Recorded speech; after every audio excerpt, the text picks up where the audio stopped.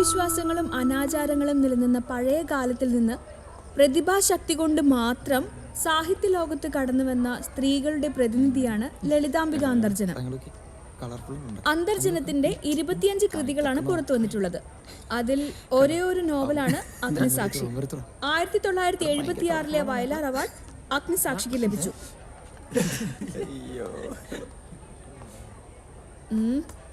1976 Vayalar award ഏത് കൃതിക്കാണ് ലഭിച്ചത്?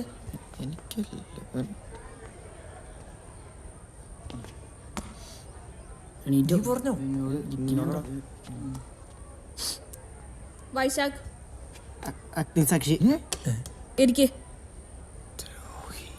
ക്ലാസ്സിലിരുന്ന് ശ്രദ്ധിക്കാൻ പറ്റാത്തവര് ക്ലാസ് കഴിയുമ്പോൾ പുറത്തുനിന്ന് ശ്രദ്ധിച്ചാൽ മതി. Get out.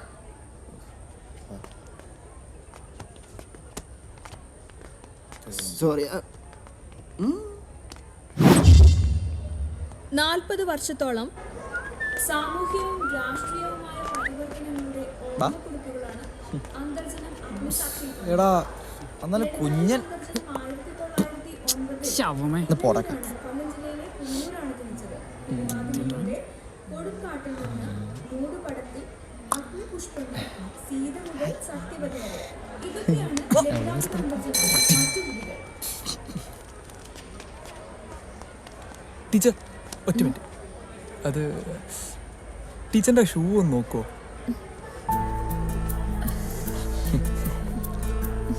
സോറി. അത് പിന്നെ ക്ലാസ്സിലെ മറ്റു പിള്ളേരെ അറിയാണ്ടിരിക്കാൻ വേണ്ടിയാ അവിടെ വെച്ച് പറയാണ്ടിരുന്നത്.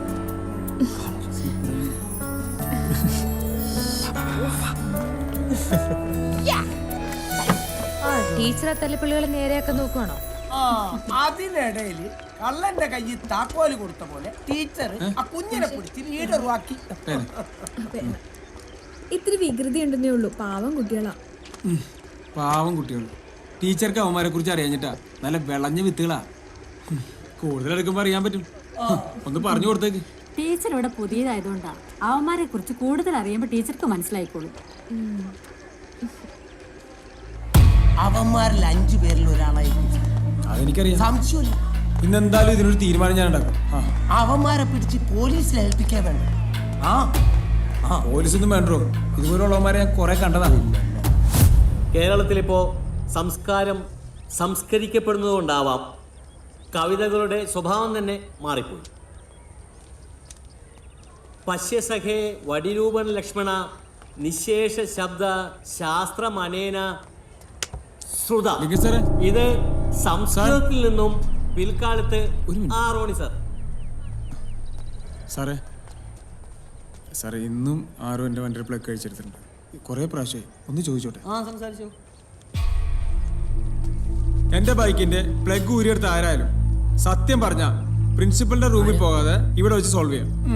വേഗം പറ സാർ. ഇത് ആദ്യമായിട്ടൊന്നുമല്ല. ഇവന്മാരോട് നേരാൻ വണ്ണം പറഞ്ഞിട്ട് ഒരു കാര്യമില്ല സാറേ. നമുക്ക് ഇവന്മാരുടെ ബാഗ് പരിശോധിക്കണോ? അങ്ങോട്ട് വെക്കട കൈ. എന്താണിത്? കൊണ്ടുപോടാ. നിനക്കെന്താടാ ഒരു ഉള്ളി എന്നൊക്കെ കൂടെ എന്റെ കൈ കൊണ്ടുപോവാ.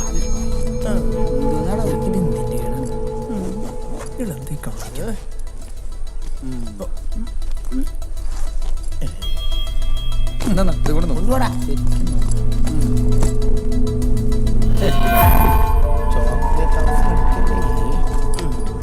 നോക്ക് നോക്ക്, എന്റെ അടിയിലും കൂടി നോക്ക്. അപ്പുറത്താൻ ചോട്ടാ. ഒരു അപ്പുറത്തോ? ഇപ്പൊ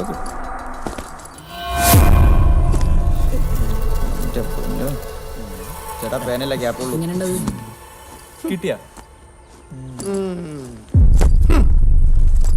നേരെയൊക്കെ നോക്കട്ടാ. ഇതില് ഇങ്ങോട്ട് കൊണ്ടുപോടാ. കൈ അങ്ങോട്ട് മാറ്റി വെക്കടാ. ശരിക്കും നോക്കണോ?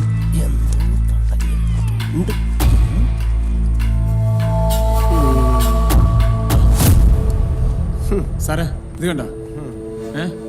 നിന്നോട് മലയാളത്തിലല്ല ഞാൻ ചോദിച്ചേ. ഏതേക്കടാ? ബാക്കി പ്രിൻസിപ്പലിന്റെ റൂമിൽ പോയി സംസാരിക്കാം. സാറേ ഞാനവന്റെ ബാഗിൽ പ്ലഗ് വെച്ചത് അവനല്ല. അതെങ്ങനെ ശരിയാവണേ? സാറ് മിലിറ്ററി ഒന്നുമല്ല, പ്ലഗ് വെച്ച് ഞാനാണ്.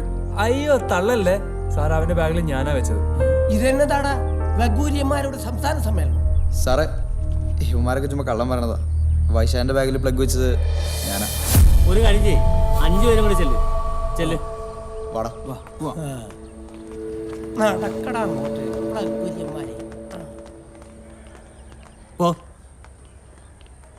കണ്ട, നമ്മൾ സംസ്കാരത്തെക്കുറിച്ച് സംസാരിച്ചുകൊണ്ടിരിക്കുമ്പോൾ സംസ്കാരം ഇല്ലായ്മയാണ് ഇവിടെ സംഭവിച്ചുകൊണ്ടിരിക്കുന്നത്. സത്യത്തിന് വേണ്ടി നിലകൊണ്ട് സ്വന്തം രാജ്യം പോലും ഉപേക്ഷിക്കേണ്ടി വന്ന രാജാവാണ് ഹരിശ്ചന്ദ്ര. കണ്ണീരോടെയാണ് മോഹൻദാസ് എന്ന ആ ബാലൻ അന്ന് രാത്രി ആ നാടകം കണ്ടത്. രാജാ ഹരിശ്ചന്ദ്രയെ പോലെ സത്യത്തിന്റെ പാതയിൽ നിന്നും ഒരു വിട്ടുവീഴ്ചയ്ക്കും താനും തയ്യാറാവില്ല എന്ന് ആ കുട്ടി അന്ന് തീരുമാനിച്ചു. ഗാന്ധിജിയായിരുന്നു മോഹൻദാസ് എന്ന ആ ബാലൻ.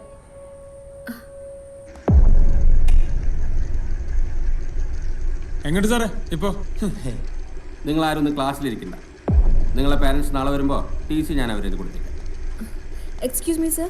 യെസ്. ശ്രുതിക്കൊരു കാര്യം പറയാനുണ്ട്. ശ്രുതി പറയൂ. റോണി സാറ് പറഞ്ഞിട്ടാണ് കുഞ്ഞിന്റെ ബാഗിൽ ഞാൻ ആ പ്ലഗ് വെച്ചത്. പുറത്താരോടെങ്കിലും പറഞ്ഞ എന്നെ തോപ്പിച്ചാടെന്ന് റോണി സാറ് പറഞ്ഞു. ശരി, നിങ്ങളെല്ലാം ക്ലാസ്സിൽ പോയിക്കോളൂ. ക്ലാസ് പോടാ. ക്ലാസ്സിൽ പോയിക്കോളൂ.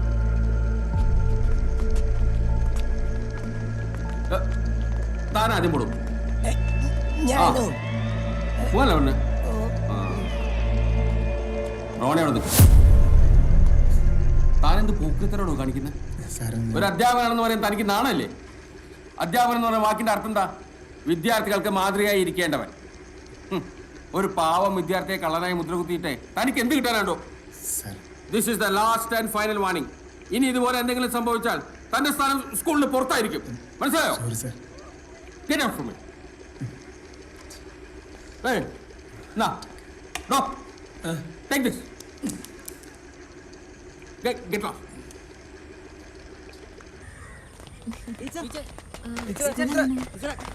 ഇഷ്ടപ്പെട്ടോ? അപ്പൊ ശരി ടീച്ചർ, കാണാം. ശരി. എന്താ എല്ലാരും കൂടെ? ടീച്ചർ, ശരിക്കും പറഞ്ഞാൽ ടീച്ചറിൻ്റെ അടുത്തൊരു താങ്ക്സ് പറയാൻ വേണ്ടി വന്നതാണ്. ഭയങ്കര പ്രശ്നമുണ്ടായിരുന്നു ടീച്ചർ പറഞ്ഞത്. താങ്ക്സ് പറയാൻ വേണ്ടി. നിങ്ങളല്ല, ഈ സ്കൂളിലെ ഏതൊരു കുട്ടിക്ക് ഇങ്ങനെയൊക്കെ സംഭവിച്ചാലും ഞാൻ ഇതൊക്കെ തന്നെ ചെയ്യുള്ളൂ. നിങ്ങളൊരു കാര്യം മനസ്സിലാക്കണം, ജീവിതത്തിൽ നന്നാവാൻ വേണ്ടിയിട്ടാണ് നമ്മൾ സ്കൂളിൽ വരുന്നത്, അല്ലാണ്ട് മറ്റുള്ളവരെ വെറുപ്പ് സമ്പാദിക്കാനല്ല. അതൊന്നും കാണാൻ ഇവിടെ ആർക്കും സമയവുമില്ല. മറ്റുള്ളവർ മുന്നോട്ട് പോകുമ്പോൾ നിങ്ങൾ മാത്രം പുറകിലായിപ്പോ. കഴിഞ്ഞതൊക്കെ പോട്ടെ, ഇനി നിങ്ങളുടെ സെക്കൻഡ് ചാൻസാ. ഓക്കെ? Thank you.